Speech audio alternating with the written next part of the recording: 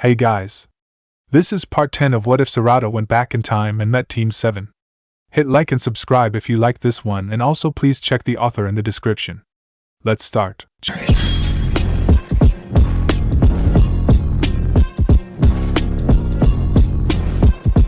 Chapter 31. No, Kakashi says, cold suffusing his entire body. This, after everything, is too much to believe. He's dead. I watched him die right after he gave me his eye. His students are watching him with surprise and curiosity, while their future selves have expressions on their faces like they know exactly what he is thinking of. He must tell them the full story one day, because that's the only way. It can't be the other thing that they're implying. But future Sakura's eyes soften sympathetically, and future Naruto looks troubled, and future Sasuke's face remains serious. It is to him that Kakashi looks for confirmation. He would not make light or lie about something to do with the Sharingan. Kakashi knows that much, even now. Questions explode in his mind, and his heart clenches, the first thought ripping through him one of guilt.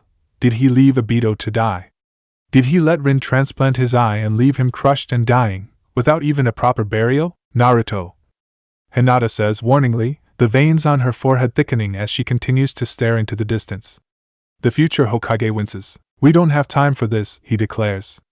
Long story short, Kakashi-sensei, Obito didn't die in the war like you thought, but he was saved by Madara Uchiha, yeah, that Madara Uchiha, and he messed up his head a bunch and turned him into an international criminal mastermind calling himself Toby, and he's responsible for pretty much every bad thing that happened in Konoha ever.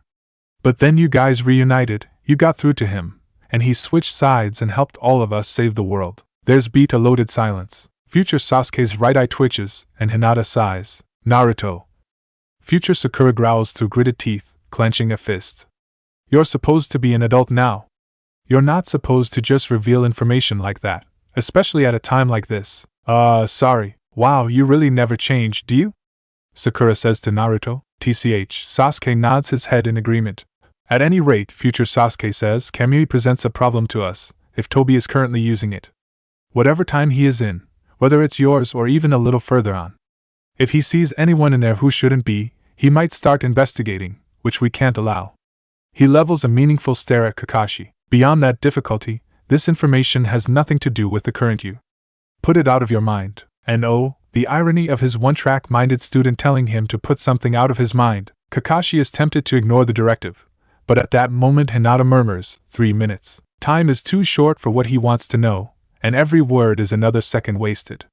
If they survive this, if he still wants to know, if he can handle knowing, even for the short time he can remember it, he will ask. But for now, he cannot afford to divide his focus. His students, present and future, are depending on him. Then Kamui will have to be an absolute last resort, he says, because even a gambit with a high percentage of failure and possibility of running into someone who shouldn't be there is better than outright failure, future Naruto says. Then I've got a plan. I hope it's better than your last one, Boruto grumbles. That got you frozen in time, remember? Show your father some respect. When you earn it, both of you knock it off. This is not the time. Kakashi half expects it to be future Sakura intervening, but to his absolute shock, Hinata has turned to bear down on her husband and son, her chakra flaring in warning and a vein in her temple throbbing which has nothing to do with her Byakugan. Instantly, future Naruto and Boruto shrink. Scary. Naruto's jaw drops. Holy crap. Who knew Hinata had it in her? Alright. Future Naruto swallows, and refocuses. Okay, here's what we do, Hinata, keep watching that wave. Let me know when it's within 30 seconds of reaching us. His wife nods back to her former calm. Sasuke will look for Sarada, and Sakura and I will back him up. Kakashi-sensei, you be at the ready with Kamui and Konohamaru will help you get everyone else through. But like you said, it's a last resort. But what if you get trapped here? Boruto asks. Are you telling me you expect the legendary Team 7 to fail? His father demands. We'll deal with it. Sasuke and Sakura exchange surprised glances. Legendary? What about us? Naruto interrupts, missing the byplay. What can we do? Whatever you did to help Kakashi bring you here if he's can't himself. He's not as weakened as he was before, so using that ability shouldn't cause as much damage as before, but, just in case, stay close to him, future Naruto tells him. Boruto, Mitsuki, you too. His son and his past self groan in unison, but neither argues, perhaps sensing the immense danger, and knowing they don't have the requisite skills to combat it. This is so bogus, Naruto mutters to himself. I can't believe after everything we have to just stand here. Can you manipulate the time-space continuum? Kakashi challenges, eyes pinned to the future Team 7. No? Then keep quiet. Future Sasuke places himself directly in front of the spot where Sarada disappeared and braces himself against the ground with one knee. It's as if he is getting ready to spring at a moment's notice. His former teammates take up positions behind him, Sakura on his right, Naruto on his left, half turned inward and half facing the same direction. Their hands rest on his shoulders. Sasuke? Sakura? Future Naruto asks. Ready when you are, Future Sakura says. Future Sasuke doesn't say anything. Instead, he activates his Rinnegan, and a crackling seam appears in the open air, and then widens into a portal. Unlike Taisoko's, however, it is just a swirling vortex of energy, with no window through to another place, or time. Because he doesn't know where he's going, Kakashi realizes. On Future Sasuke's right side, his wife focuses as well, and the thick black design they saw earlier returns, spiderwebbing across her face and down her neck and arm. It's the same as before, Sasuke realizes, watching his future self wince as if he's suddenly experiencing a strong electric shock. She's stabilizing him? But I don't understand. How? Future Sasuke growls with effort, and sweat breaks out on his forehead. Through some supreme effort, a tiny burst of color grows through the middle. Slowly it grows, like a hole in a piece of fabric being widened through wear. A bit harder than just jumping through dimensions, huh? Future Naruto jokes, and then closes his eyes in concentration. When he opens them, they have become orange slits. A beat later, his entire form erupts into a flaming pyre of light. What? Naruto cries. No way. Sasuke chokes. Naruto? Sakura squeaks out. Even Kakashi is gazing at the future Naruto in mild disbelief. He expected something like this, of course, but seeing it firsthand is something else entirely. I knew a Jinchuriki that was in sync with the tailed beast was a powerful force, but this. It's not that impressive, Boruto says casually, but his eyes light in excitement at the sight of his father. Uncle Sasuke is way cooler. The past version of the man in question is too amazed by the sight in front of him to hear the comment. Raw power radiates from around the adult Team 7, the force of it lifting dust and debris into the air, and sending a hot wind barreling through the tiny cavern. As expected from them, Mitsuki remarks with the air of an uninvolved observer, a flawless collaboration technique. Their chakra. Sasuke thinks with awe. 3 columns of power, roaring like bonfires in front of him. He expected it from his future self. He's seen the older version of him do inexplicable things today, a testament to how strong he will be one day. And with Naruto, now that he knows the secret, that his endless supply of chakra comes from the Ninetales within him, this tower of light, while shocking, at least makes sense. But Sakura, that I never expected. Yash! We're through! Future Naruto yells in triumph. Celebrate when we have Sarada! Future Sakura snaps. Sorry, Sakura. Stop talking, Naruto, Future Sasuke says. It's skewing my concentration. Then I guess your concentration sucks, doesn't it? They're bantering? Sakura wonders in shock.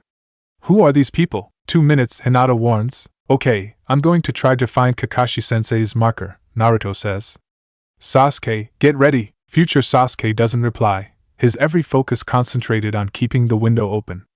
Inside the portal, they get a glimpse of a grassy field, reeds whispering in the wind. Nothing. Next? Future Naruto shouts, and the scene changes. A gray, distant shoreline. Next, a dark forest, with a giant red spider looming in front of them, pincers twitching angrily. Next, a vicious thunderstorm, hail the size of fists scouring the landscape. Next, a rush of water that bursts out, drenching all of them, before it closes quickly. Next, the bottom or a river?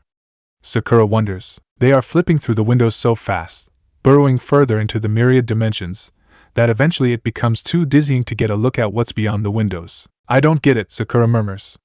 I thought it was just a portal in time. But these can't all be the same location in different time periods.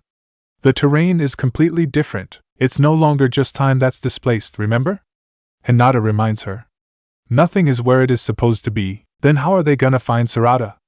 Naruto demands.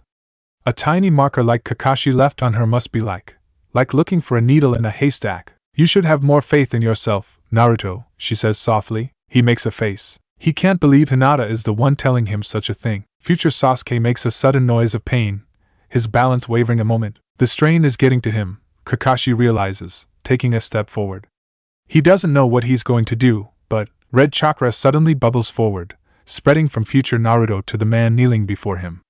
Switching hands, his left now braced on future Sasuke's shoulder, he reaches out with his right to take hold of Sakura's.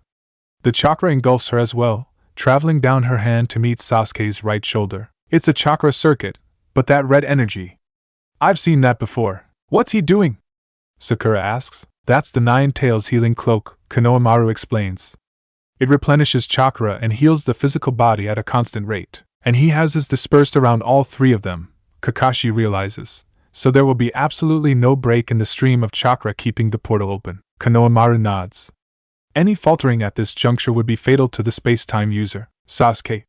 Sakura murmurs, clenching her fist to her heart as she watches the adult version of him strain. Sasuke's eyes flick to hers, noting the anguished worry there, and he glances back to the sight in front of them. His hand drifts to one side and catches hold of hers. He hears her gasp, can sense her looking at him in surprise, but he keeps his eyes riveted on the windows that open and close almost faster than his Sharingan can catch sight of. It's just to make sure when the time comes, she doesn't go running to help him, because that's exactly the type of thing she would do, too. Next, a battlefield rages before them, men and women in samurai gear. Next, a bunch of buildings crumble and shake, men in Suna headgear flitting past. Next, a volcano erupts in the distance, lava rushing toward them. Sasuke! Go back to that last one! Future Naruto shouts. I've got a beat on her! Future Sasuke strains further, snarling in effort. The window retracts before a spurt of molten rock and bursts through, and then it's back to the buildings. People flee in the distance, and something huge and slides by. No, not sliding. Slithering, Kakashi realizes, eyes widening. This is Konoha! From that day, if she landed there in the middle of such a dangerous time, she might end up dead. Or worse, she could change something not meant to be changed. Future Naruto nods at the wall in front of him in the distance. It's faint, but her trail goes that way. There must be another seam, Future Sakura says. Sasuke, can you? Don't ask useless questions, her husband mutters through gritted teeth, and for the first time since they met, Sasuke can see that some part of him still remains in the contradictory person before him. Despite his confident words, blood is seeping down his face, and not just from his eyes. From his mouth and nose, and even his ears, trails of red trail across his cheeks. Blood vessels, Kakashi says with dismay. The strain of moving through time as well as space is too much for his body, even with Naruto's energy keeping him going. Konohamaru agrees grimly. None of it's any use if he boils his brain before he makes it through. Sasuke thinks, gritting his teeth. Is this how I finally die? 1 minute, Hinata cries urgent. At that moment, future Sakura gives a yell and tightens her grip on her husband's shoulder, as well as future Naruto's arm. The black ribbons stretch beyond her, encircling the bodies of both Naruto and Sasuke. A faint blue light sizzles across her skin. The energy reminds me of guys, Kakashi thinks. But it's not a variation of the 8 gates. So what? Oh, Konohamaru says. Is that what I think it is? Yes, Hinata says quietly, her fists clenching. It's the jutsu she developed. The one Tsunade forbade her from ever using again. Sakura glances up, eyes wide. Why? It ties the life force of the user to the person they are healing, Konohamaru explains. In the case of serious wounds, exsanguination, or even the possibility of brain death, the healer's body functions as an extension. A sort of bypass. So, if Naruto or Sasuke put more strain on their bodies than they can handle, Kakashi says, thinking of burst blood vessels or even inner organs, she keeps them functioning. More than that, she takes on the damage. At his words, the blood seems to stop trailing from future Sasuke's face, but similar trails begin to appear on future Sakura's. The drawback is it can't be maintained for more than a few minutes because of the harm it does to the healer, even one with Sozo Seze. And even with her drawing on Naruto's chakra like she is, the ribbons connecting future Sakura's arm to future Naruto's seem to constrict. Even her body has a limit, and if she dies, the way they're all connected, they die too. What? Naruto demands, whipping his head back and forth between the future Team 7 and Konohamaru. But if that's true, why would she use such a dangerous jutsu, if it's just going to kill them all, and why would they go along with it? Sasuke wonders. A memory needles at him, a day long ago, with Naruto tied to a post and bento boxes spilled on the ground. Lightning crashing and Kakashi-sensei looming over them, and Sakura terrified, but insistent. The three of us are one. Sasuke's eyes widen. Is this really how far that goes? We're close, future Naruto says, panting. Almost there. His teammates are breathing hard as well, although in future Sakura's case, there is a wet rasp to it, like blood is filling her lungs. She's not going to make it. Sakura worries. Naruto. 30 seconds. Hinata cries and then orders, Kakashi-sensei, open Kamui. We need to get the children out of here. He nods and braces himself, summoning up whatever chakra he needs and trying not to think of the fact he's leaving his students' future selves to die in such a display of self-sacrifice. Future Naruto yells. There, future Sasuke gives a wordless yell of effort, then, one echoed by his wife, and the vortex pulses inward, like a pupil constricting, and then dilates outward. The energy becomes blinding, and for an eternal moment, sound and sensation vanishes, and everything is obscured by violet light. Sarada watches the kunai's downward path as if in slow motion, her eyes capturing every incremental movement as she tries to regain mastery over her limbs.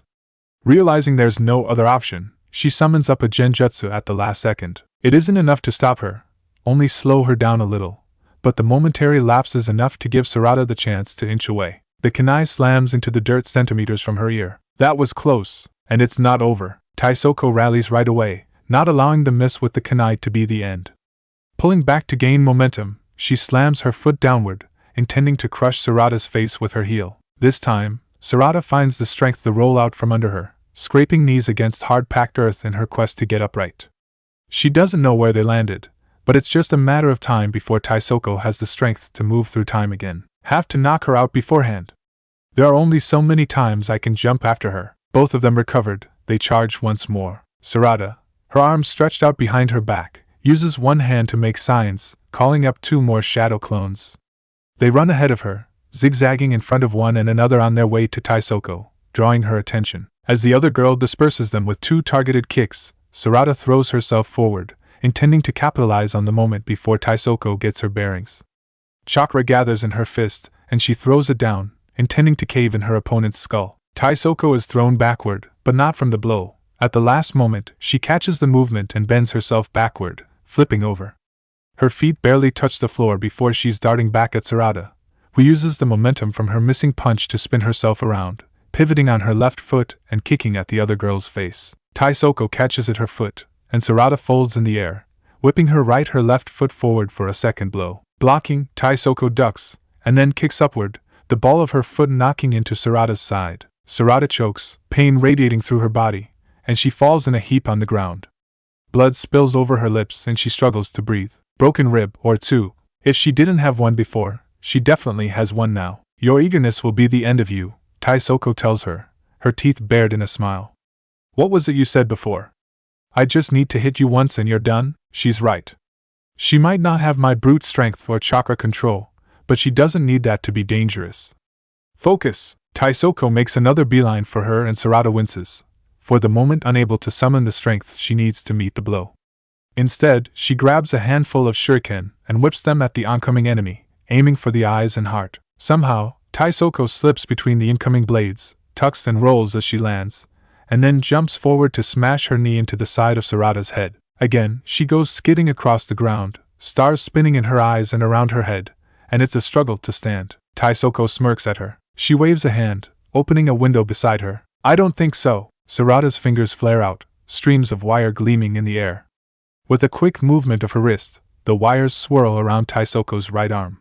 Just before pulling it taut, Sarada maneuvers her left arm into the loops, slamming their forearms and wrists together. The force of it sends them both through the next portal. Try leaving me behind now, she growls, glaring at the girl now so far within her range. Tyoko gives an angry curse, and tries to shoulder at Sarada, bringing her free hand around to swipe at her with a kunai.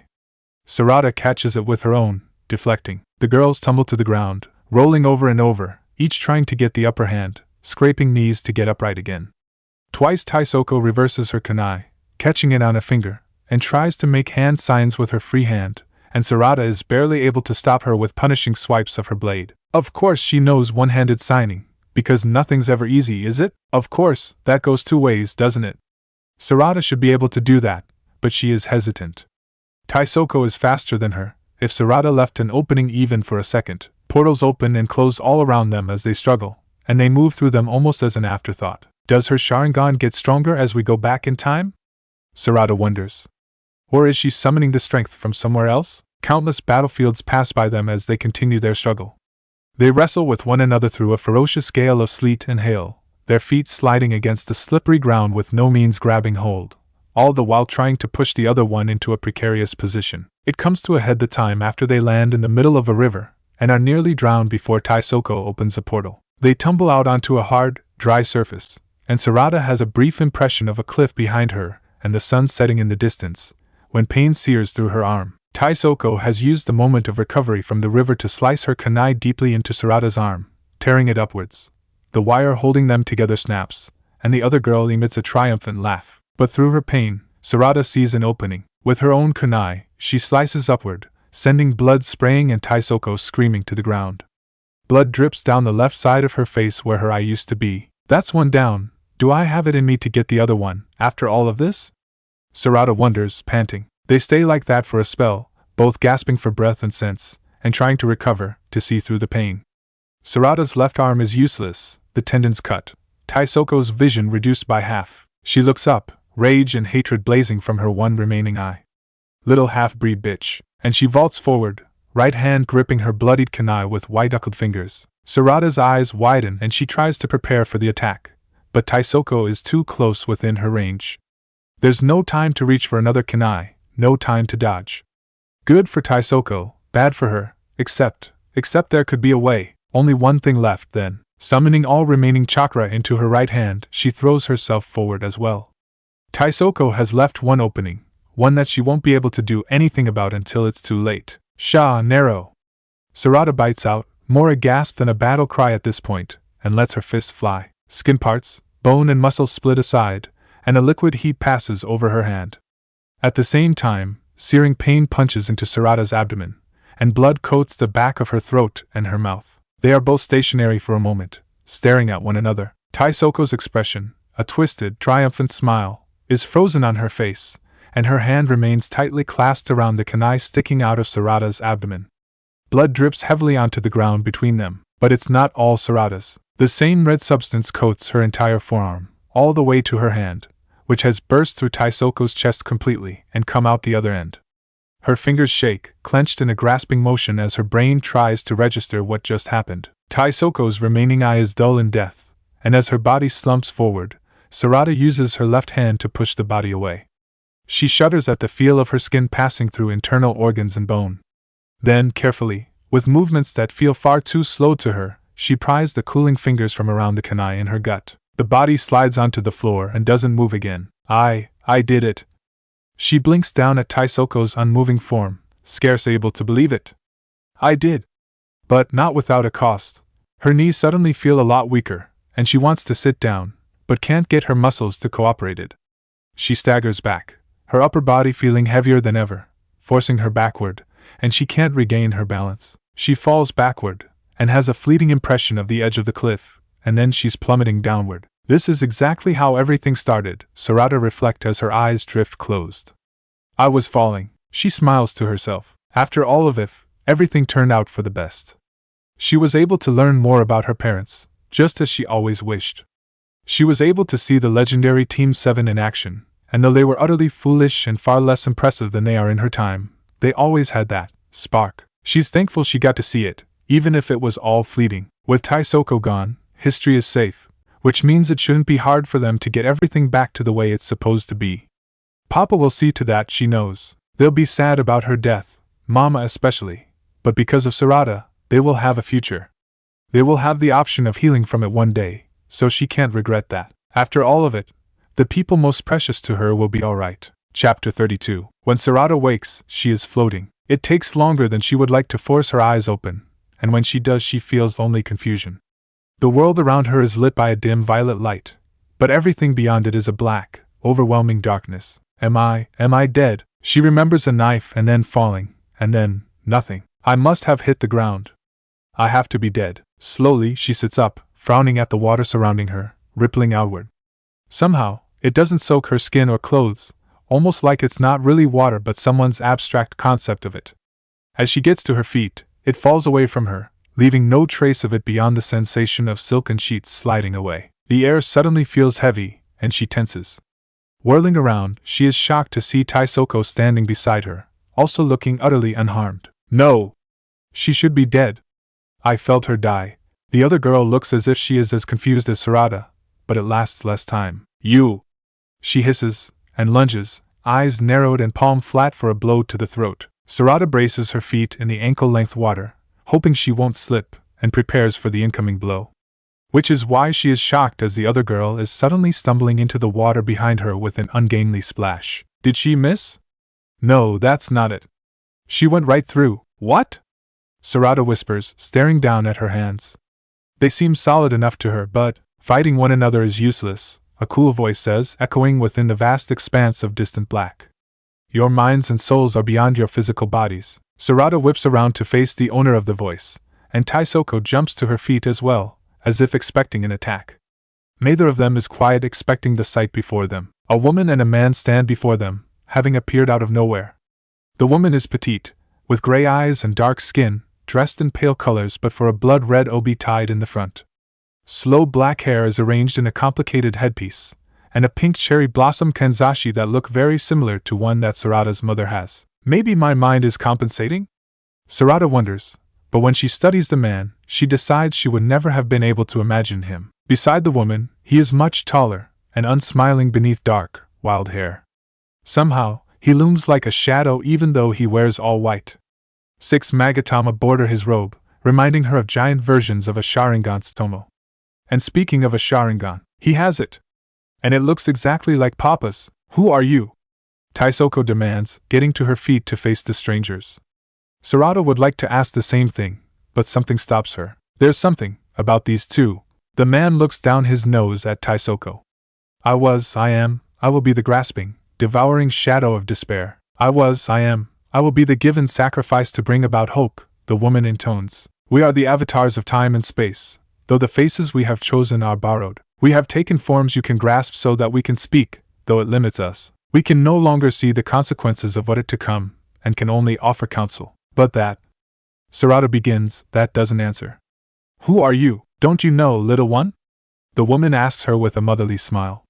Did your papa never tell you our story? Sarada tenses, and a memory surfaces from so long ago she had forgotten until now, her father's voice washing over her. Indra was wounded in battle and used the last of his strength to bring himself far away from Azura and his father. He found himself lying on a shore in a distant land, weakened and unable to heal himself. It seemed for a time that he was meant to die. Did he die, Papa? No. He was found one day by a very young girl with a kind heart, who took pity on him. What was her name? Shachi. Sarada's eyes widen.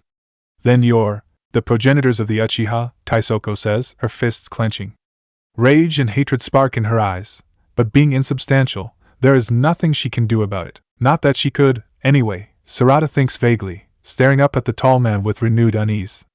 The stories about him are terrifying, and she can see why when he levels a cold glance at Tyoko. By your actions, you have destabilized time, he says flatly. It ought to have corrected itself, the way most time loops do. However, your battle broke through many times and caused more damage than expected. Everything is unraveling, the female avatar, or Shachi, laments. All of time and space will soon cease to exist, if not for you too. The forces of hope and despair. I don't understand, Sarada says. It's the second time they've used those words, giving them some reverence that she can't parse. Every living creature has a destiny that contains infinite possibilities. Those have been all but erased now. Your presence outside of your time frayed the web of time, traveling through so many. You might as well have cut the threads completely, Indra continues. You must both make a choice, which will determine the fate of this world and where you go from here. You mean we're not dead yet? Sarada questions, something like hope flaring in her stomach. You are beyond the state of life or death, Shachi tells her. For now. But your choices may change that. Choices? Will you walk the path of needles, or the path of thorns? Indra asks. Tyoko sneers. Is that meant to be a riddle? These are the paths that remain to you both, Shachi explains. But know that even if you choose to walk the same path, your eventual fate will not necessarily be the same. You may also abstain, Indra says, but then you will remain in this realm for eternity, never able to move on. He frowns. I do not recommend that option. Shachi's expression is sad and she bows her head. This is nonsense, Tyoko spits out. I will not remain a prisoner here. Death or no, I intend to be free. She takes a step forward, baring her teeth at them. I have suffered under too many needles in my life. A thorn's pain is fleeting. Indra studies her. Is that your choice? Yes, she says, resolute. I will walk the path of thorns. So be it, Shachi says gravely. Indra approaches Tyoko, his face unreadable, while she glares up at him. Then he nods. You will gain what you desire, he tells her. The pain you have lived with for so long will be at an end. Then, he suddenly reaches out, and his hand goes right through her forehead. Unlike earlier, when Tyoko passed through Sarada harmlessly, his action brings with it pain. Tysoko's eyes go wide and she screams, a shrill, agonized sound that has Sarada clapping her hands over her ears. Indra appears unmoved by her distress, because he only draws back after several long drawn-out seconds, his movements unconcerned and languid.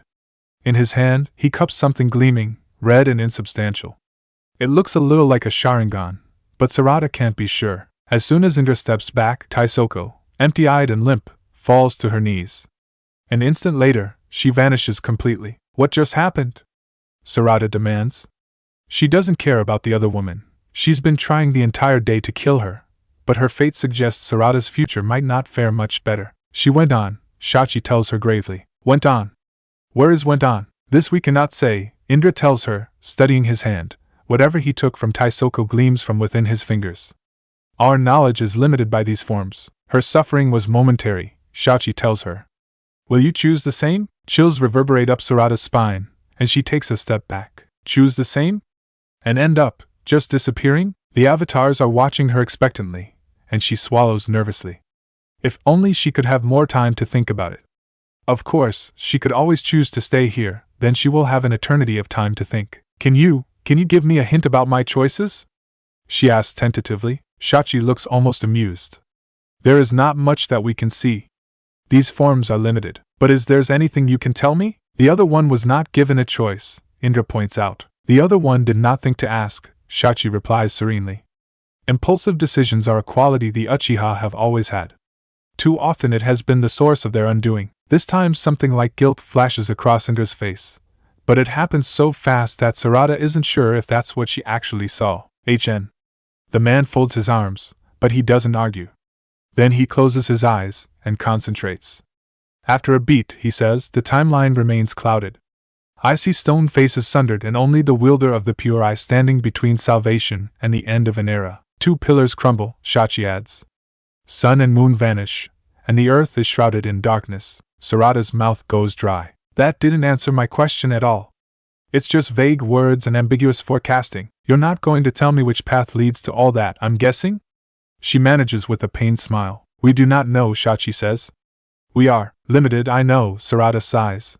She thinks it might have been better not to have gotten that hint. At least she would have felt less pressure. Alright, so, path of needles or path of thorns. As painful as Tysoko's end looked, it might be a relief after everything Sarada has gone through today. It's a tempting thought, to just be finished. As Tyoko said, a prick of a thorn is nothing. Then again, the avatars said she might not end up with the same fate as Tyoko even if she chose the same option. What if her fate is destined to be worse? What if instead of going on, she's just erased from everything completely? What if going on means being erased from everything, and beyond that, though she's exhausted to her very soul, her decision cannot just be about her. It concerns time.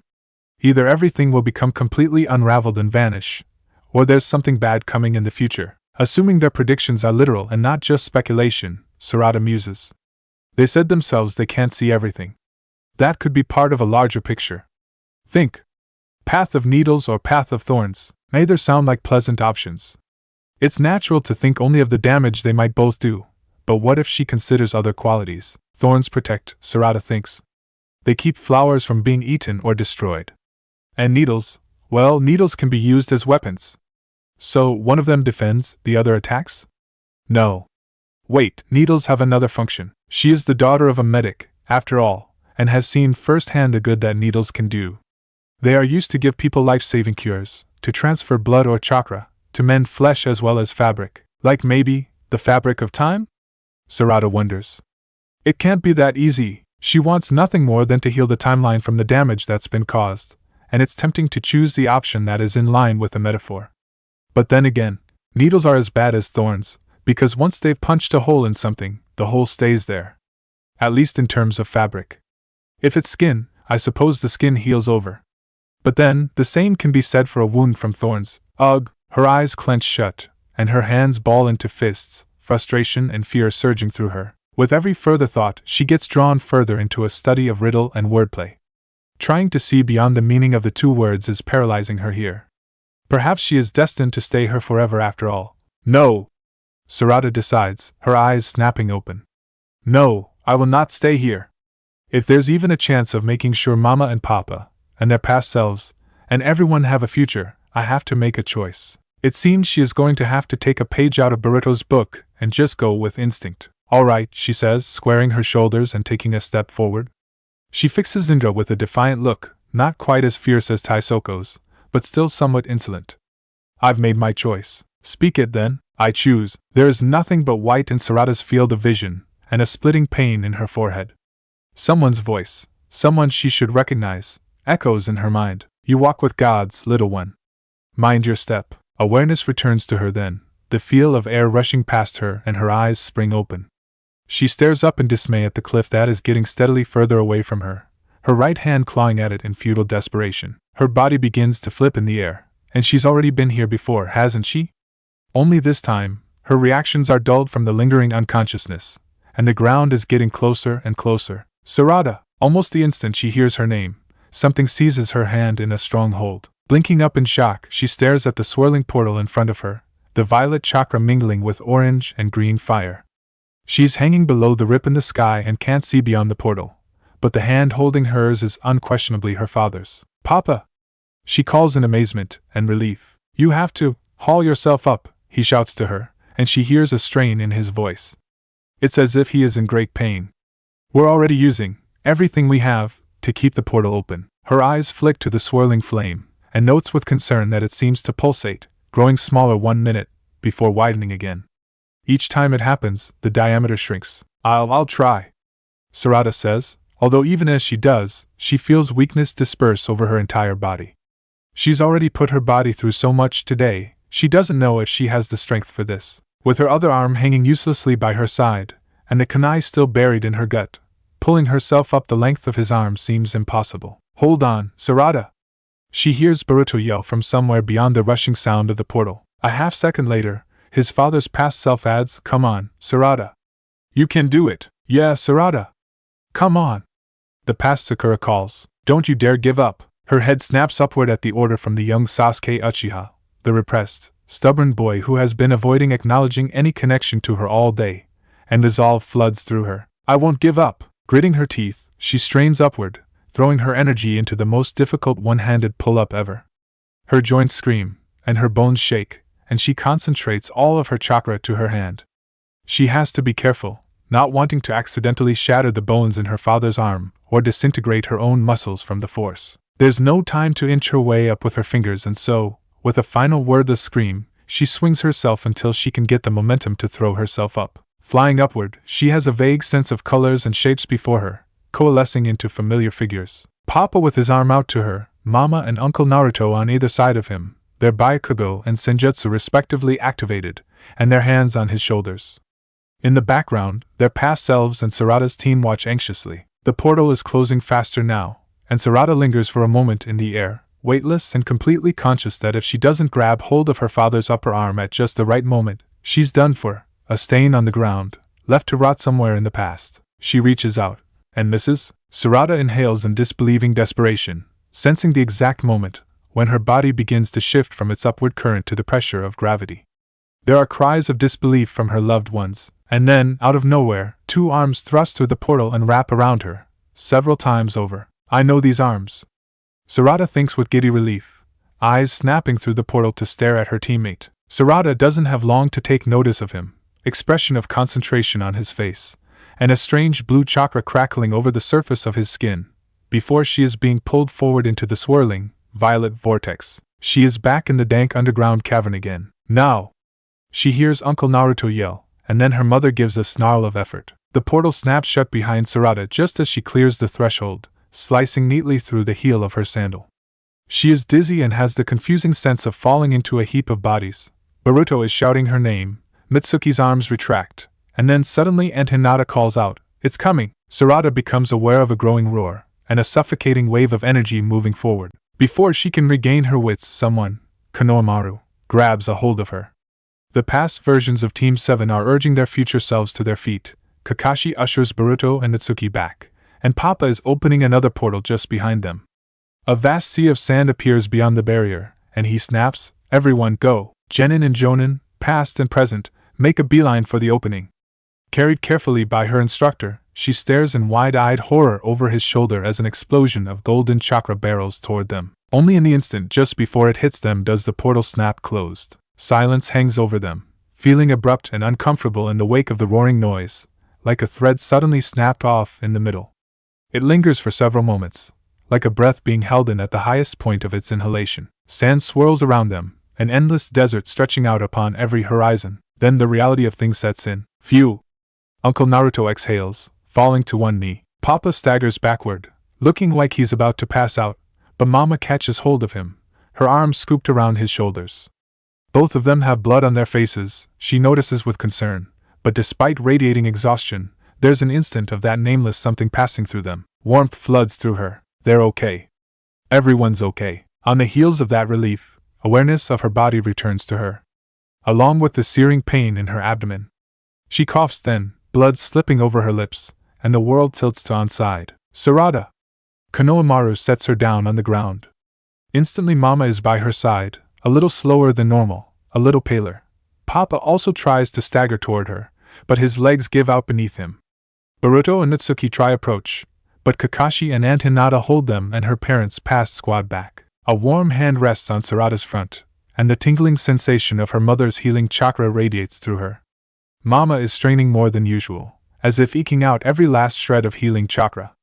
Sarada can barely see the diamond-shaped marking on her forehead and more. "Mama, don't worry about me," she mumbles nonsensically, but her mother just mutters something under her breath as she carefully removes the kunai. "You've lost a lot of blood, and your chakra is completely tapped out," she tells her in a quiet, soothing voice.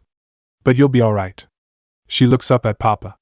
"She'll be alright." Loud cheering breaks out then. Squinting beyond her mother's body, Sarada watches Boruto and the young Naruto high-five each other. "She did it! We did it!" They clap each other on the back, and young Sakura squeals with glee and hugs young Sasuke around the neck, while he gasps for breath. He doesn't push her away though, Sarada notices. Aunt Hinata hurries over to Uncle Naruto, and he kisses her in front of everyone, earning a raised eyebrow from Kakashi and an embarrassed chuckle from Konohamaru. Then Sarada, the once mortal wound in her belly, still tender but mostly healed, is pulled up and into Mama's arms. Relieved and exhausted, tears gathering in her eyes, and Sarada presses her face into her mother's soft curves. Papa finally manages to get to them and falls into a sitting position beside them, breathing hard. His eyes remain rivet on Sarada, however, like he's evaluating every bruise and scratch that hasn't yet been healed. "Your arm," he says, a statement and a question. She shrugs her left shoulder, barely feeling that movement anywhere below her elbow. She knows she won't get any more use out of it until Mama has the strength back to fix it. "Now we match." His mouth quirks a bit upward at that. "Did it? We did it!" "We did wait," Boruto cuts off, and then frowns. "We did do it, right? We won't stop existing when we portal back to our own times? Will we even be able to get back to our times?" Young Naruto wants to know, looking suddenly worried. "Well, there's one way to check," Kakashi says. He bites into his thumb, pulling out a scroll with the other, and pressing it to the ground. Kuchihoi's no jutsu. There's an explosion of dust, and when it clears, Pakken the ninja hound sits in front of them. He squints up at Kakashi. "Well, boss, this looks, slightly better than where you were before." His eyes linger on the barren wasteland. "Not much better though." "Of course!" Sakura cries. "They're linked in our present. So, Pakken should be able to get us back to our time, which means it's still there. And once he gets his second wind, Sasuke can bring us back to where we belong," Uncle Naruto says as he and Aunt Hinata stand up.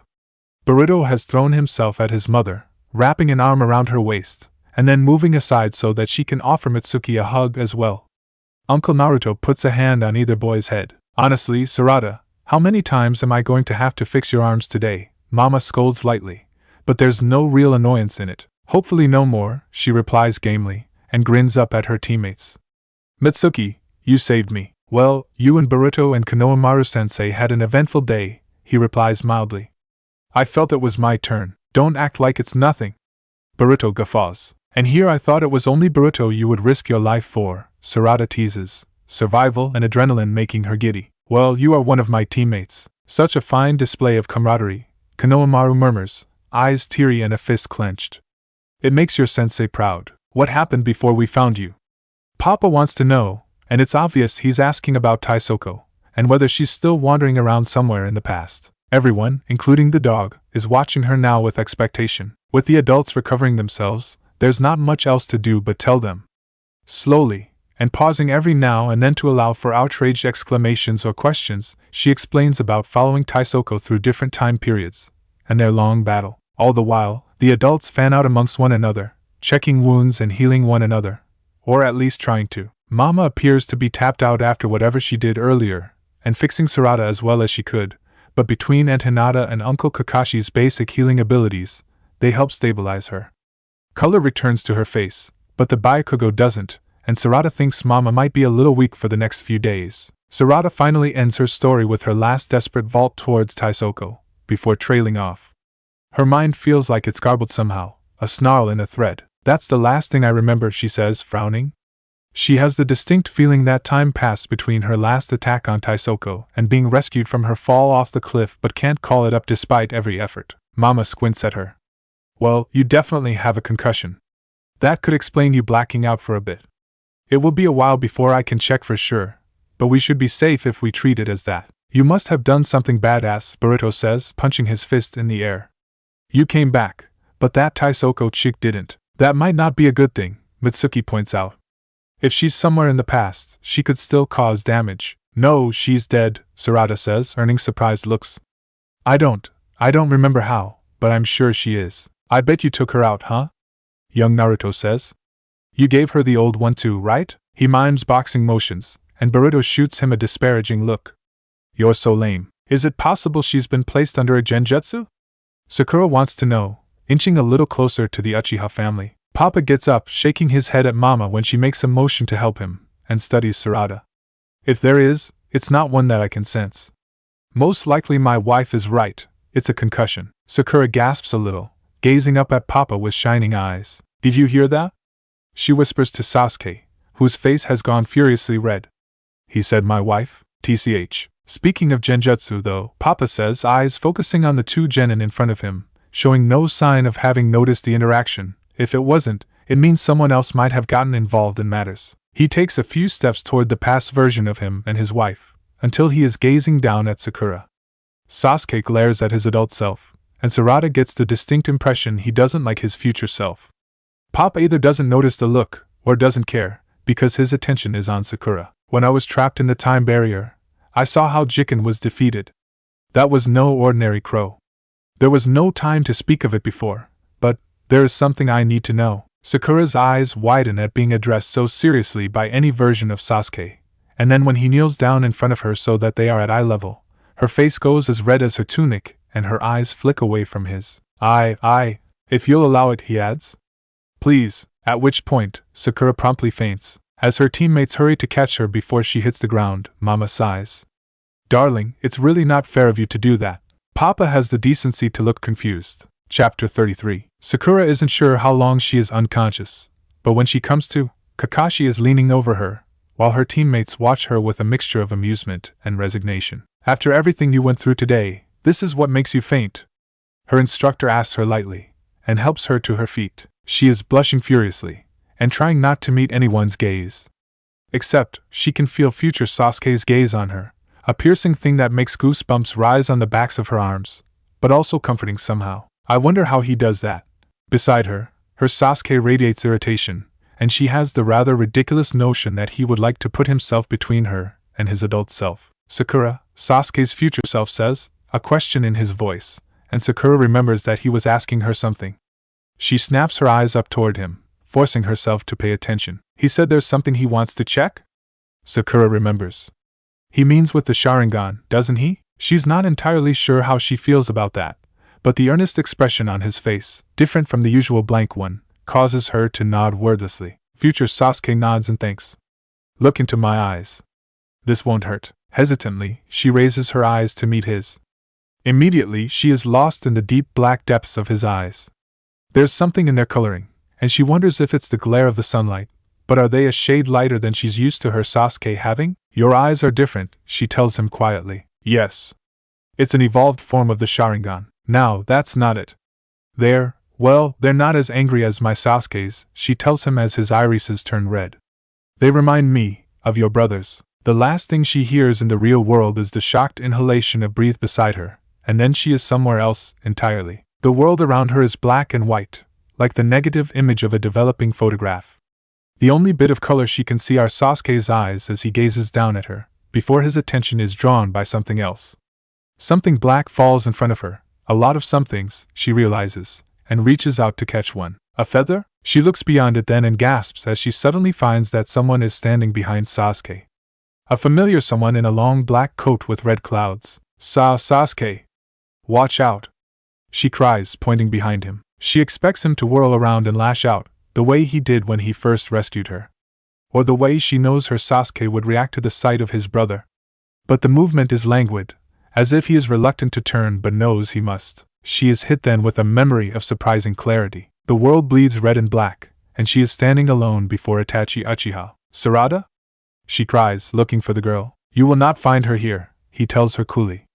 She has other matters to concern herself with. Sakura's mind rebels at this, her inner self battling to come to the surface but coming up against a wall, and with great difficulty, she raises her fingers to her chest, trying to perform a hand sign. You will not be able to dispel this genjutsu, Itachi says, although you are making an admirable effort. Is she? She can't tell. This world of black and red is suffocating, and she can barely keep focused on the image of the man before her.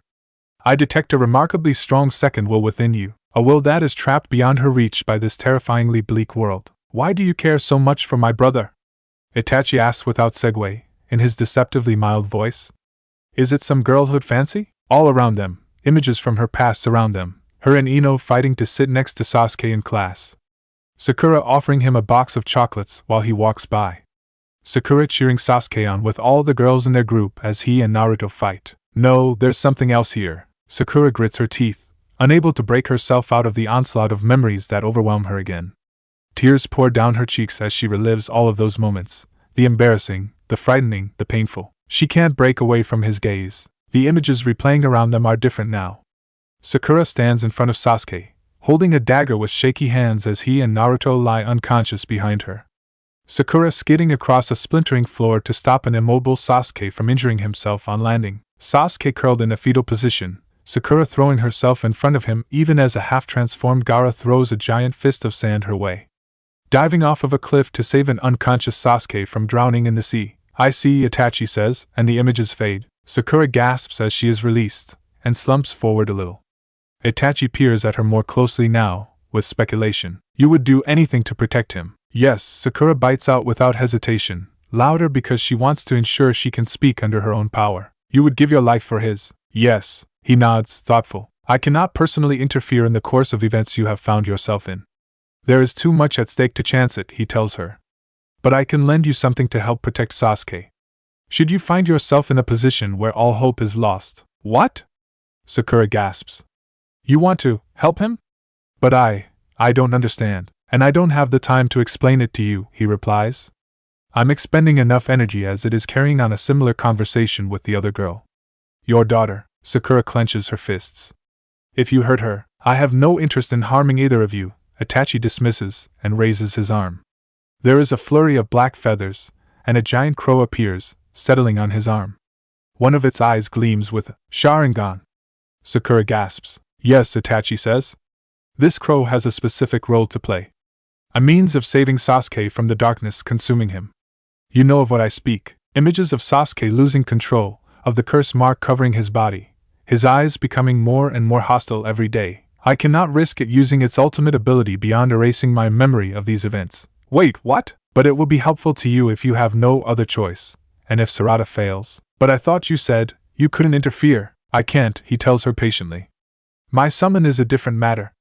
It will have enough chakra to help you if you find yourself facing certain and imminent death with zero probability of survival.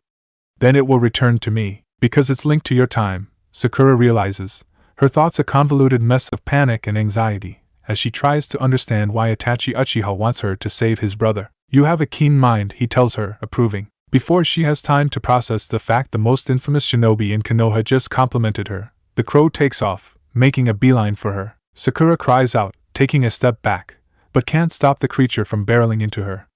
Pain explodes in her chest, like the thing is burrowing through her sternum and ribs, and then it's abruptly gone again without even an aftershock. Breathless, she stares up at Itachi in confusion. Why? She whispers. I have confidence that all will be revealed in proper time, he dismisses. Perhaps I will even be able to tell him. He trails off, and the blank facade flickers for an instant. Tell him what? Sakura whispers. Itachi shakes his head. That is not for my future sister-in-law to hear first. As it is, our time runs short. Wait, you can't just say something like that, and just… Itachi's Sharingan wheels within his eyes, and words vanish from her mind. You will not remember this. When the genjutsu dispels, you will only have memory of fighting against your worst fears, he tells her. When you wake up, you will get yourself and Sarada as far away from me as possible. Your lives and the entire timeline is dependent on that. Sakura finds herself nodding. Itachi gives her one last piercing look, like a craftsman evaluating his newly made tool for imperfections, and then nods. Striding forward, he reaches out to her. I hope next time we meet under better circumstances. 2 fingers tap against her forehead, and the world shifts. Sakura gasps as the memory releases her, and suddenly she is back to standing behind Sasuke's future self. He is tense, like he's seeing a ghost or living a nightmare, and she expects him to lash out. Meanwhile, Itachi is gazing at them both, looking startled, like he didn't expect to see them. His eyes snap to Sasuke's, and for a time there is a heaviness in this strange realm of memory and thought. The 2 men, so alike and so different, size each other up. Then, to her shock, he smiles. You're taller than me, he tells Sasuke. And then, she nearly has a heart attack here. Sasuke smiles back. Maybe you're just short, he suggests. Are they joking with each other? Sakura wonders, and this is not the reaction Sasuke would have for his brother, past or future. I did not think you would find this imprint, Itachi confesses, smile fading. You always plan several steps ahead, Sasuke replies, equally serious. If you felt there was a need to place a safeguard within Sakura, it stands to reason you could foresee an instance where I might have to investigate how such a thing occurred. I hope Sarada would succeed in finding you, and that this wouldn't be necessary, Itachi says, and glances at Sakura. She lives? Why yes, Sakura stammers. It relieves me to hear it. When I saw you both here, I assumed the worst. How are you here? She wants to know. When I placed the crow within you, I also placed this imprint of myself. It's similar to a shadow clone. Once it dispels, it will return to me, just like the crow did. It will bring with it all memory of this meeting, Itachi explains. I have created a seal on it to release only at the moment of my death. Sasuke's fist clenches. This way, I cannot impact the timeline more than I already have.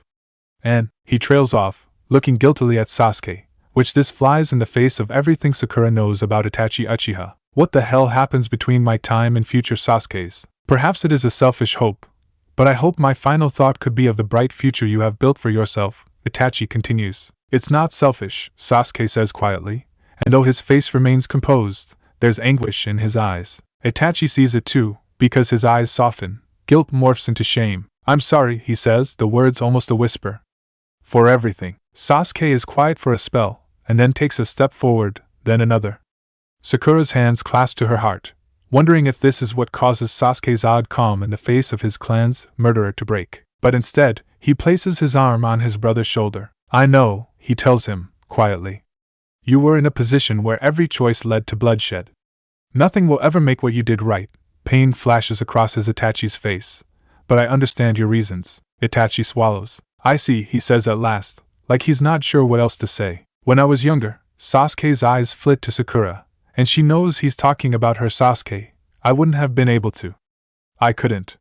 But I know the coming years are going to be difficult. There are things you have to do and plans you have to put in place. If you don't, there is no future for our family. Itachi inhales sharply at those 2 words. Or anyone else's. And all of this is going over Sakura's head even as she tries to parse the meaning behind the 2 men's conversation. But Itachi seems to understand what is being said. I thought so, he remarks resigned. Then he turns away, spine straightening, as if he is preparing for an unpleasant task. Time is short. The chakra I placed in the seal will run out soon. Sasuke, this time I intend to have the last word. Sasuke interrupts him, earning a surprised look. I never had the chance to say this before you were gone. His arm moves from Itachi's shoulder to rest upon his head, and then he leans forward, pressing their foreheads together. No matter what you do from now on, at the end of the all, I will love you forever. When he pulls away and straightens up, Sakura watches in awe as a single tear traces a path down Itachi's cheek. Her own eyes begin to well and her throat aches, because she might not know what's going on, but it's clear what's just happened. Itachi's soft smile from earlier appears. Whether he is overcome by the gravity of the moment, or if he is respecting Sasuke's wishes for the last word, he doesn't speak as he backs away from them. He glances at Sakura, nodding at her in gratitude or approval or something she can't decipher, and then back to Sasuke in wordless communication. A beat later, his form vanishes in a swirl of feathers. Sasuke stands for a moment staring at the spot where his brother's image resided, and then slowly turns to face Sakura directly.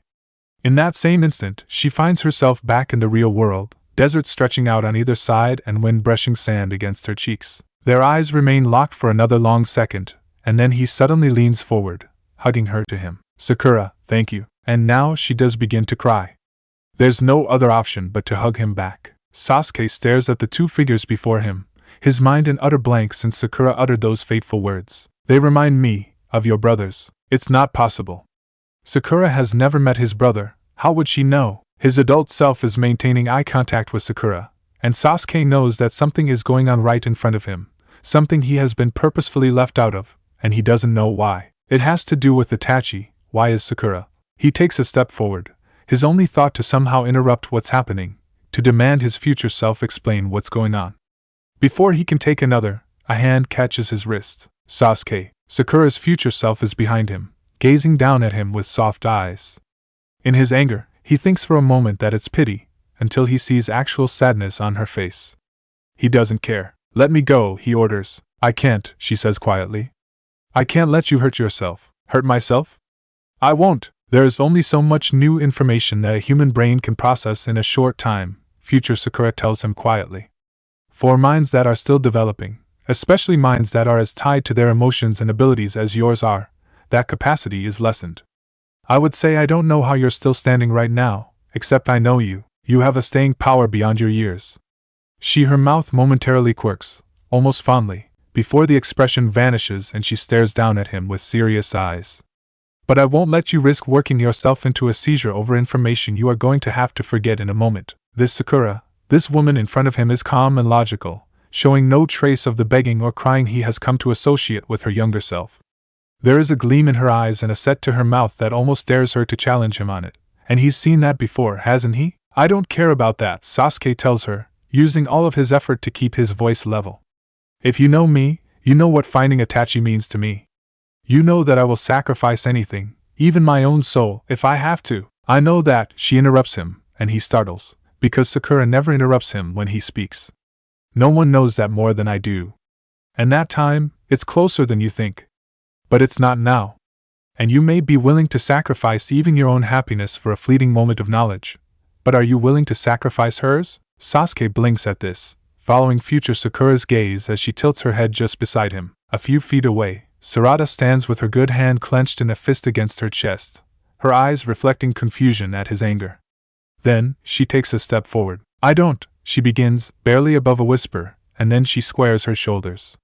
I can't understand what you're feeling right now, and I don't know the full truth of things, but please, I don't want the last memory I have you like this being angry and in pain, especially since there's enough of that in the future, the adult Sakura says. Sasuke, will you just take this moment? His entire body is tense, muscles ready to spring, teeth gritted, and his eyes flit back to where his future self and Sakura still stand frozen in front of one another. His chance? Suddenly, Sarada is in his line of vision, and with a look of determination, she moves forward. He wonders if she's going to punch him again, but instead he feels her arm loop around his neck, and she hugs him close to her, burying her face into his left shoulder. What? It has none of the force he's seen her wield today, none of the crushing strength his Sakura inadvertently expends on him from time to time. There's a gentle, tentative quality of the gesture. He stares straight ahead, unmoving and thought racing too fast to capture, and then, from behind, another pair of arms encircle him, and the future Sakura's chin settles on his right shoulder. He goes tense, not sure what to do. You have a family, future Sakura tells him, and the total assurance in her voice washes over him. There is no doubt or hesitation, just a plain fact. Maybe this one time. His body relaxes, and quite without his permission, his arm curls upward to wrap around Sarada's back. I can be weak. His eyes soften just a moment, and he surrenders to the embrace of his future. Several feet away, his future self stirs, and leans in to hug Sakura, and Sasuke thinks maybe, just this once, he can understand why. Uchihas are such drama queens, Boruto complains to Mitsuki, who simply grins at him in his usual way. I always thought it was Aunt Sakura that Sarada got it from, but maybe not. You have no understanding of irony, do you? Konohamaru remarks with only a little sarcasm. I don't see irony here, Naruto grumbles. All I see is Sasuke getting all the attention, as usual. That isn't true, Naruto, a voice says in his ear, and he turns slightly to find Hinata bending toward him, an amused smile on her face. Before he's entirely aware of it, she leans in and kisses him on the cheek. It's the first time anyone has voluntarily kissed him, and it's not something he would ever have expected from Hinata. Or, well, his Hinata. The blood rushes to his cheeks, and he thinks he loses function in his tongue for a while. What about me? Future Naruto grumbles. What about you, stupid old man? Boruto demands, and he and his father begin to glare at each other. And then the future Naruto muses up Boruto's hair, and Boruto hugs him around the middle. Kakashi and Konohamaru exchange glances. As heartwarming as all this is, Pakken interrupts in a grumpy voice. We should start planning our exit. Yes, future Sasuke says, standing up and facing them all. Any trace of softness on his face is gone, once more arranged behind a carefully blank facade. We need to coordinate our efforts. Future Sakura and Sarada release Sasuke, who looks like he doesn't know what he's supposed to do now, and Naruto can relate because his cheek is still buzzing from Hinata's kiss. Sakura, expression dazed, gazes up at him in undisguised adoration. Geez, even when he's old she's crazy about him. How is that fair? Sasuke's future self frowns at the younger Sasuke, as if he wants to say something to him, but then makes a minute shake of his head. Instead, he goes to crouch down in front of Pakken, who begins to talk about something to do with dimensions and probabilities. Naruto is amused to see the grave way in which the man nods and replies. They have to collaborate to create a larger portal, considering how many of us that have to go through, the future Naruto explains to him. And Sasuke will need to open his for longer so that he can erase your memories before it closes. I know that, Naruto replies, crossing his arms at the somewhat patronizing, teacherish tone his adult self is using. I saw with Orochimaru, you know. In the meantime, I'll send one of my other Niken along to Tsunade, Kakashi says to future Naruto. If we're all to forget this, she has to recall all the other shinobi in the area. She's not going to do that without explanation why, future Naruto says. That's why I'll give her the Rorin code. Ah. Right. Future Naruto muses the hair on the back of his head. I forgot about that one. That one what? Naruto demands. What's the Rorin code? It's a part of a confidentiality system only the Hokage and Anbu learn. When one of my hounds gives her the code word, she'll understand and treat the whole affair as S-rank. She will know that our team is under a memory seal and won't bring it up again. Naruto brings. Huh. You mean you have a secret code about time travel? They didn't used to. But your father had an interesting mission once. Future Naruto chuckles nervously. Speaking of things I forgot, Naruto gapes. Wait, my father is going to travel in time? Am I going to get to meet him? He remembers Sakura's words in the dank underground tunnels. It might be in the future that you travel in time, or your dad travels in time, and you get to meet. He hadn't really thought she was right before, but now, the possibilities overwhelm his thoughts. Enough of this. The demon within him snarls out impatiently. I've waited long enough, and before Naruto can react, he is in his own head, standing in the dank recesses of his mind, the fox straining against the bars of the giant cage. They aren't alone, however. Naruto's adult self stands in front of him, along with a very large, very free nine-tailed fox beside him. What the heck do you think you're doing? Naruto yelps. You let it out? His future self doesn't reply, gazing past him and into the cage. Then he sighs. I had forgotten about this. We've been a team for almost longer than we haven't. What drivel are you spouting? The caged fox demands. What did you do to bind me into no more than a tame pet? Tame pet my ass, the nine tails beside the adult Naruto snorts. I do what I want. I don't believe you. Don't start with that mouth. You ought to mind your elders. Quisling! Traitor! You've given yourself over to your captor. The caged fox growls, the hackles on its neck raising and eyes rolling in fury. I haven't given myself over to anything. Naruto and I are partners. It's a mutual respect thing, which you wouldn't understand as you are now. Do not lecture me on respect. I understand it well, and this whelp has done nothing worthy of it. The demon fox hisses, the heat and stink of its breath surrounding Naruto. Hey! He snaps, disgusted and a little bit offended. Perhaps not yet, but it is as you say, the 9 tails acknowledged. He is still a whelp. He learns. And he is not like the others. Mito initially bound us to be used as a weapon. Kushina tried to allow us to fade into obscurity within her. Kushina? Naruto repeats, the name one he has been hanging on to since Kakashi spoke it. My mom! She had the fox inside her too. His future self nods solemnly, and Naruto is momentarily stunned by the revelation. Naruto has never done such a thing, even in your time, the 9 tails continues, speaking to his former self. And in mine, he has even gone so far as to sacrifice himself so that we and the other tailed beasts could be free. What? There's more of you? Naruto demands.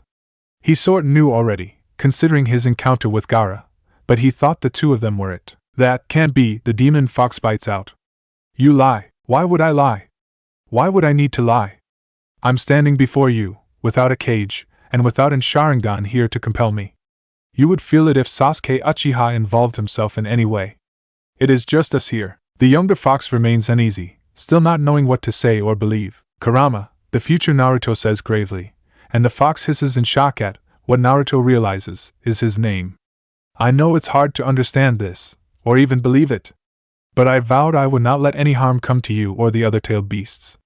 In my time, you are all free to do as you like. But we cannot get to that point without your cooperation. The caged fox narrowed its eyes. We need to ensure your knowledge of today's events is erased, to ensure history proceeds as it was meant to. Something is coming, something that could destroy all the tailed beasts, and everything else. If you alter history with all that you've learned, I know you will end up nothing more than a sacrifice for someone else's search for power. The 9 tails beside him nods, frowning as if at a bad memory. So, the future Naruto trails off, and then to everyone's surprise, suddenly folds forward in a bow. Please give us your permission to alter your memories. There is a long, astonished silence in the chamber. Naruto looks at the unchained 9 tails, then at the man he will become in the future, and then at the fox in the cage. He really has no idea what is happening, but he knows it is important, and so, he turns and bows to the fox himself. Please, he says, and then adds, Kurama. The silence in the chamber now is more considering than astonished, and Naruto mentally crosses his fingers hoping this will work. At last, the caged fox growls. Very well. But only because I feel like it. And I will have my freedom one day. He then turns and shows them his tails, a clear dismissal. As the Narutos both straighten up, the older one shifts and smiles up at the 9 tails. I forgot how moody you used to be. Kurama flips him the middle finger. Yeah, well, you were a tool once too. They exchange a look, and then a beat later, Naruto finds himself and his future self standing alone in a vast, bright expanse. Crystal water laps gently at their feet. So, that's it? He asks his future self. Yep. All we need now is for Sasuke to do his thing and everything's good again. Future Naruto grins. Good? Naruto repeats, unable to understand the sentiment. He glares. Are you kidding me? Just how old are you that you think things are good? People hate me. And all for no other reason than because I have because I have Kurama locked inside me. Which neither of us wanted, and all of that was because of my father? Future Naruto prompts, how could you forgive him? His future self thinks for a moment. It's not really something I can explain. I was a lot older when I learned the truth. That's a crap answer and you know it. You're right. His future self is watching him with a frown on his face, like he's weighing a decision in his mind, and then nods to himself. He takes a step forward, his hand outstretched toward Naruto. I think if I'm careful, I can just, for a few seconds at least. What the heck are you doing? Naruto demands, but his adult self's palm has pressed against his abdomen. Heat spirals upward from somewhere behind his navel. It won't trigger a full release of the seal, his future self says, more to himself than to Naruto, which is just as well because it makes no sense. But just enough to. His words trail off, and suddenly a figure coalesces beside them. There's that sound again, of cloth rippling in the wind, but it's louder now. The smell of ozone fills the air, and when Naruto looks up, he is lost in blue eyes that look exactly like his. Minato Namikaze stands beside them, the long coat of the Hokage flowing behind him, even though there is no wind here. Naruto, he says in a soft voice, and tilts his head to the adult version in a questioning manner. Future Naruto waves. Hey Dad, you know about the seal. I do. You saved my life. Well, we'll save my life. We'll save everyone, the future Naruto says. But you're not here so I can tell you that. I know, the newcomer says, and gazes down at Naruto, whose throat feels close and whose heart feels like it's stuck in a vice. This is his.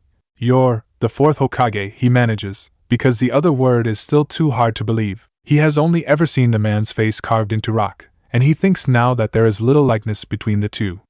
The fourth Hokage's face is not stern or intense the way it is on Hokage Rock, but soft and whimsical. His features are a little sharper and more defined than Naruto's, but there is no arguing the resemblance between them, especially looking at his adult self standing beside him. He sees now why Kakashi was so taken aback by Jiken's features, which were twisted and perverted. He thinks if he had known what the fourth Hokage looked like before, he would have recoiled, too. Dad, he says, tentative, questioning, and he has never addressed anyone this way before. The word feels weighty on his tongue. The man before him, this stranger that isn't really, smiles then. Yes, and Naruto is trapped between so many urges right then, he doesn't know what to do. Eventually, he lets his body make the decision. With a yell, he throws himself forward, and headbutts his father in the gut. Minato Namikaze makes a startled noise and falls backward into the water surrounding them. Future Naruto winces, and says, right, should have seen that coming. Why the hell would you ever seal a demon inside your own son? Naruto yells, feeling rage twist up within him along with hurt and happiness and amazement. Tears and snot run down Naruto's face as he watches the blonde man, his father, get to his feet. I guess I deserve that. Naruto. I am sorry. You think that sorry makes up for it? Naruto bites out, but it's more a sob than a sneer. I can only hope so. It's not any more of a sufficient answer than his future self gave him, but it occurs to Naruto there isn't enough time. He can spend the next seconds or minutes glaring at his father and crying, or he can listen to his future self. And so, he throws himself forward again.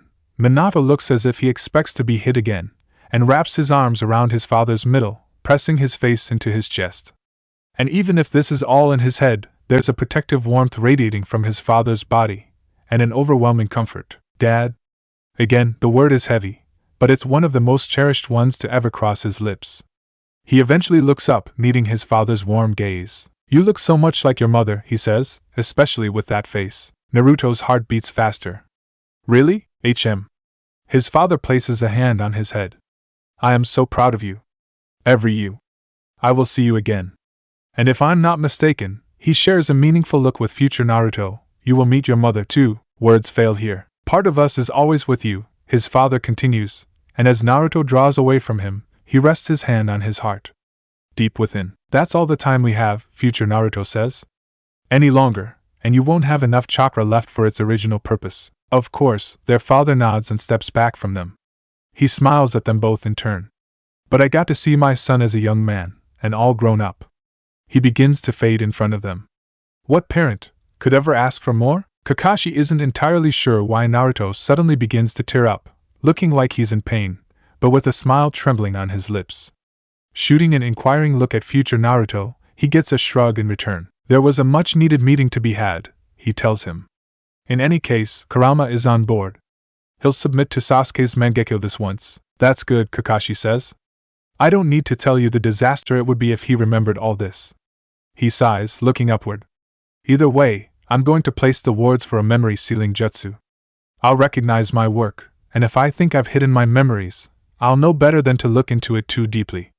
He addresses future Sasuke. That way I won't disturb whatever genjutsu you place on us. The other Sharingan user nods. He glances over at his younger self, and Kakashi thinks he notices his fist clench. Are you going to tell me to keep an eye on you? He asks, only half joking. It wouldn't do any good, future Sasuke replies. What is meant to happen will happen. Right, Kakashi says, knowing it's the truth and hating that it is. The words jog his memory. And Obito? Can you tell me how he... Is he... But his student from the future simply raises an eyebrow at the obvious question. Kakashi nods, knowing there's no point to wandering down that particular rabbit hole. As much as he wants to and as curious as he is, he's probably better off not knowing. A shinobi must always put the mission first. He clenches a fist. What utter crap. To cover his disappointment, he turns his attention to his summoning scroll and, pressing a bit of the blood from his already injured finger, he calls up one of his hounds. Shiba, he tells the tiny white-furred mutt, take a message to Lady Tsunade. You got it, boss. What is it? Just the one word, he says. Roarin'. We ready? Future Sasuke says, straightening up. Are you sure, Papa? Sarada wants to know. You used a lot of chakra just getting us here. Maybe we should wait a little longer. Just because we're in this dimension doesn't mean we can afford to relax. Every second we stay here, all of us outside our proper time, it reopens the wound in the timeline. Right. Sarada muses, while her mother approaches future Sasuke, stopping in front of him with a tilt of her head. They trade glances, and there's a minute nod from future Sasuke that Kakashi only sees because of his Sharingan. Future Sakura's lips ease into a warm smile, and she looks down, almost shy. Kakashi expects he's about to see her hug or kiss him. That's how these adventures always end, right? The way they're looking at one another, he's seen that before in his own time. Speaking of them, Sakura and Sasuke are staring up at their future selves with rapt expressions he has only ever seen on their faces when they are trying to get a peek beneath his mask. It's possible they've even forgotten to breathe. So, when the two adults suddenly turn away from each other without any kind of gesture or word, Kakashi wants to laugh at the way they both suddenly deflate into confusion and unmet expectation. Not that I'm not a little disappointed too, but Sarada does laugh and comes over to hug her mother's past self. See what I mean? That's so not fair. Sakura complains. What you mean, see what I mean? Sasuke asks, a bit of a sulk in his voice. Sounds like he's going back to normal, too. Time to say your goodbyes, kids, future Naruto announces. Team 7. Everyone looks up at this, and he laughs. Ah, right. Team Kakashi, you need to put some distance between Team Konohamaru. Boruto and the young Naruto bump fists, and Sarada hugs young Sakura one last time. Sasuke folds his arms, like he is trying to stay above it all, but Sakura snatches a hand out and grabs him by the collar, bringing him close to Sarada. Sakura, you're choking me. Mitsuki observes all of this with a serene smile upon his face, as if all of this is as it should be in his mind. You have a good group of kids, Kakashi tells Konohamaru. Whatever you're doing, keep doing it. Well, if Lord Sixth is telling me so, what else can I do but obey? Konohamaru replies with a grin that instantly reminds Kakashi of the gap-toothed runt that follows Naruto around in his time. Goodbye, Kakashi-sensei, Hinata says, leaning in to hug him. He feels his cheeks redden a little, embarrassed by the affection. To cover it, he goes to stand beside his students, and once more finds himself surveying the two groups that face one another. Past and future, Kakashi smiles. How can I put this? Naruto sticks his hand out, offering his future self a thumbs up. The adult returns it with a grin. The adult Sakura exchanges determined looks with her past self, as if silently bidding her to stay strong. Sasuke and his adult version frown at one another with mutual discomfort. Boruto and Sarada wave enthusiastically from behind their parents, while Hinata and Konohamaru observe with smiles on their faces. I really love you guys. Pakin trots out between the two groups, and with a look of concentration, opens a small pocket in the air above him. Future Sasuke's Rinnegan gleams, and the pocket widens until it is the size of a door. Beyond it, Kakashi can see the spot where his team first encountered the time bubble the day before. Go! Now! Future Naruto orders, and with a few final glances in the direction of their futures, Kakashi's students leap through the window. He follows as well, once more feeling the odd sensation of being drenched and electrocuted at the same time. Once back on the forest road, the four of them turn back toward the portal to the desert dimension, and face the future Sasuke.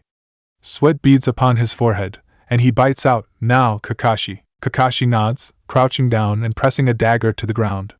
A warding circle appears around him and his students, creating the telltale traces of a memory seal. All of you, look into my eyes, he orders, and his Sharingan spins to life in front of them.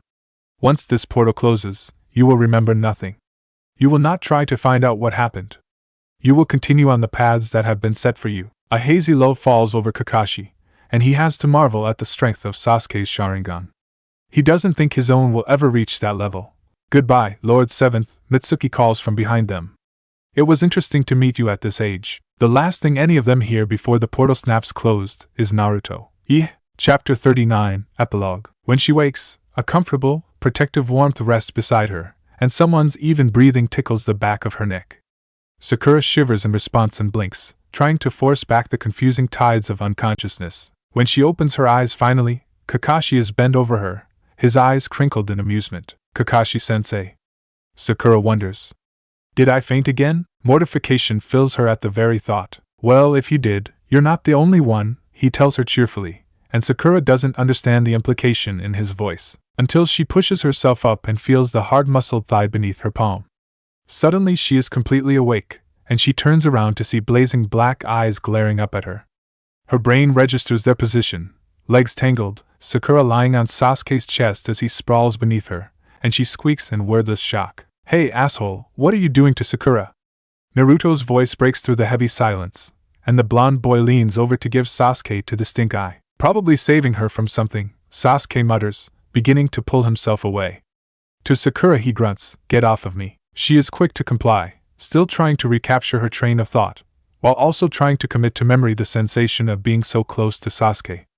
It's hard to do, since all the blood in her body has rushed to her head and is adding to her dizziness from waking up. Sasuke does not seem to share her fluster. What happened to us? The last thing I remember is walking through that strange distortion. Me too, Kakashi replies gravely. He is staring at something beyond them, looking thoughtful. The simplest explanation I can think of is that our walking through the distortion disrupted it, and there was fallout. It would explain our unconsciousness, and why everything hurts, Sakura thinks. Though she has no injuries on her body, everything feels sore, the same way it feels after she's finished a heavy weightlifting workout. She reflects on Kakashi's words and frowns. That doesn't make sense though. There have to have been a lot of other people who went through the barrier, even just by accident. What's so special about us that we could stop it? Kakashi shrugs. It might have something to do with the Sharingan. Sasuke and I both have one. Perhaps it interacted with whatever the phenomena was and cancelled it out, I guess. Sakura agrees, remembering that nothing happened when Naruto or his clone went through. But what caused it in the first place? Kakashi does not respond and strides a few feet away, staring at the ground with a frown. He kneels down and presses 2 fingers to the ground. Kai, spindly, faded symbols radiate outward. She expects to see them form into a ceiling circle, but instead only about a quarter of them appear. The rest look as if they were cut away with a curved blade. That looks like a memory-erasing seal, Sakura says, recognizing several of the characters from her studies. Do you think someone used it on us? Not someone, Kakashi replied, straightening up. Me. This is my work. His students gawk up at him in shock. Are you kidding me? Naruto demands. Why the heck would you that? Now we're standing around like idiots trying to figure out what happened. That's why I gave you the simple explanation, Kakashi replies unbothered. Come on, let's go home. Sakura scoffs in disbelief. What are you talking about? You can't just say something like that and just not explain. I can if it's above your pay grade. Use of a memory-erasing seal means either the mission became S rank, or there's something we stumbled upon that was too dangerous for a bunch of genin to know. Or both. So, you erased your own memories too? Naruto snorts. Talk about stupid. How are we supposed to make a complete report if we can't remember what happened? Sasuke adds, irritated. The simple version, Kakashi repeats pointedly. I'll mention the seal to the Hokage, but even if she chooses to have it investigated, it won't be by us. Our job is done here. Which is just as well, because I'm exhausted. And he continues to walk away. Is he nuts? Naruto mutters to Sakura and Sasuke. We're just supposed to leave it like that. He's got a point. We've done our job, Sakura says with a tentative shrug. And I mean, I'm really tired too. I never would have guessed just looking around would be so exhausting. Don't you think so, Sasuke? He doesn't reply, staring at the spot where the memory seal was. I want to know what the less simple version of the story was. Yeah, well, good luck with that. Naruto huffs and stretches, putting both arms behind his head. When was the last time you got Kakashi-sensei to tell you something he didn't want to? The 3 of them exchange thoughtful looks, and then collectively sigh, hanging their heads. We can't even get him to show us what's under his stupid mask. He's not about to tell us S-rank secrets, Sakura thinks dejectedly. So, on that note, Naruto goes on, and then grins wickedly at his teammates. I'm thinking ramen. You're always thinking about ramen, Sasuke grumbles. Oh, like you're not hungry. I'm not. Sasuke's stomach chooses that moment to grumble loud enough that they all hear it. Sasuke's face remains carefully blank, but Sakura is sure she sees his right eye twitch a little. Tell you what, she says, once again falling into the peacemaker role, I'll pay for dinner at Ichiraku, and we can figure out a way to get Kakashi-sensei to tell us more about memory erasure seals. I bet if we put our heads together, we can figure out what they might be hiding, writes Sasuke. She beams at him hopefully. Whatever, he sighs and starts walking after Kakashi. Hey, what about me? Naruto demands as Sakura hurries after the Uchiha boy. Hey Sakura, you're buying me ramen too, right? Sakura? Come on. Sarada blinks in surprise at the spot where seconds before her parents' childhood stood. There was no afterimage or slow fade. One moment they were standing there, and the next they weren't. And a beat later, a portal opens behind her, and she is dimly aware of her mother guiding her through the 5 adults and 3 genin land on the paved road that leads to Konoha, and the portal to that strange desert dimension closes. Papa leans forward on his knees, breathing hard. Well, Boruto says, because of course he has to be the one to break the silence. That was weird. I would say interesting, Mitsuki adds. You would. Does this mean everything is back to the way it was supposed to be? And Hinata wonders, glancing at Papa in question. It seems to, he replies, glancing about with his Sharingan and Rinnegan active. I see no overlap of dimensions any longer. And I can no longer remember that day, beyond what I witnessed myself today. Sarada frowns to herself and rubs her forehead thoughtfully. She doesn't think it's quite that simple. Same here, Mama says. All I remember is Kakashi making some explanation about a memory erasure seal, and you guys making me pay for supper. Hey, we didn't make you do anything. Lord Seventh protests. You offered. No, I offered Sasuke, Mama replies primly. You horned in on it, as always, and then ended up ordering like 3 bowls yourself. So did Sasuke. He paid me back for it. You did? Lord Seventh asks, surprised, and glances at Papa. Don't you have something more important to talk about? He asks pointedly. When Lord Seventh looks confused, Papa looks pointedly at Team Konohamaru. Regarding your shinobi corps? Oh. Lord Seventh's eyes widen in realization, and he nods. He turns to the genin squad and draws himself, a solemn look on his face. Konohamaru, is there anything you want to explain about your most recent mission? Konohamaru looks confused. Nothing that you don't already know. I see. So, no explanation as to why your squad flouted protocol to return to Konoha when you realized this mission was far above their level? Hey, that's not fair! Boruto yells. We were all separated and stuck underground. How were we supposed to get back? I believe he is referring to the point after which we were all reunited, Mitsuki pipes up reasonably. Konoha's shinobi protocol maintains we should have returned to the village, instead of staying behind with Konohamaru-sensei. You are not helping right now. Boruto hisses. In summary, Lord Seventh says you are all grounded. Definitely, and Hinata agrees. No way. Sarada and Boruto chorus, having not expected that. We were on a mission. Boruto goes on. You can't ground us for mission stuff. Oh, you're not grounded for the mission, Lord Seventh says. As shinobi, you did a great job and completed your mission beyond expectation, figuring out the cause of the disturbances. But? Sarada challenges. But once your parents showed up, technically the mission was over, Konohamaru says quietly. And they told you a bunch of times not to get involved, so, grounded, Sakura finishes with a nod. Technically, none of you are able to ground me, Mitsuki points out. I'm Hokage. I can do whatever I want. Lord Seventh folds his arms. Besides, I have what's known as locomotive parenthesis, in loco parentis, and Hinata corrects gently. Yeah, that? Which means I can make decisions for your well-being instead of your parent if I have to.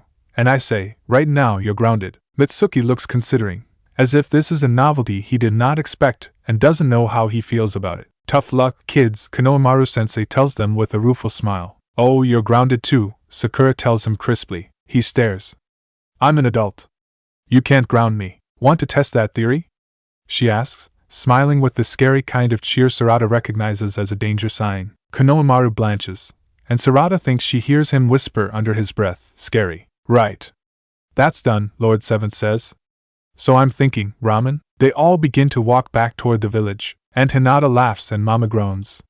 Seriously, Naruto? Papa shakes his head, and as he does it, Sarada can hear his younger self muttering, moron. And she grins then, because even if there are no photos of her father when he is younger, she's seen him with her Sharingan, and he's forever imprinted in her memories. Disgruntled scowl and all, and Mama, all flustered and silly, and Lord Seventh the lovable fool, and how much he and Boruto resemble each other, and Lord Sixth looking a little graver than normal but still the protective force she knows. She thinks she gets it now. She gets them, or at least understands why even after so many years, and in some case, so much absence, they are still the unstoppable, legendary Team 7. Sarada glances at Boruto and Mitsuki, who are teasing a dejected-looking Konohamaru, and she wonders if she's destined to continue that legacy. For a brief instant, she imagines someone whispering to her, "You walk with gods, little one. Mind your step." The moment is gone right away, skating away from the edges of her mind, like a distant dream.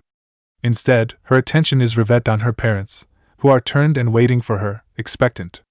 She thinks if they were alone, just the three of them, Mama might lean on Papa for support, but they're both so stubborn about that sort of thing. They're so different, and yet, so completely the same. Sarada laughs and runs to her parents, placing herself between them and grabbing hold of their hands. "Mama, Papa," she tells them earnestly, with a conviction that has never felt truer in her life. "When you guys were young, you were annoying.